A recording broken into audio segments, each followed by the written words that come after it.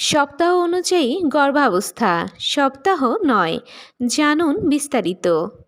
গর্ভাবস্থার সপ্তাহ ৯-এ বেবির কোন গুরুত্বপূর্ণ অঙ্গগুলো আরও উন্নত হচ্ছে। মূল তথ্য: সপ্তাহ ৯-এ ভ্রূণের হাত পায়ের আঙ্গুল স্পষ্ট এবং অঙ্গপ্রত্যঙ্গ আরও উন্নত। চোখ ও কান স্পষ্ট হয়ে উঠেছে। মুখের আকৃতি পরিষ্কার হচ্ছে। হৃৎপিণ্ড নিয়মিত স্পন্দন করছে। বেবি এখন প্রায় আঙ্গুরের দানার আকারের।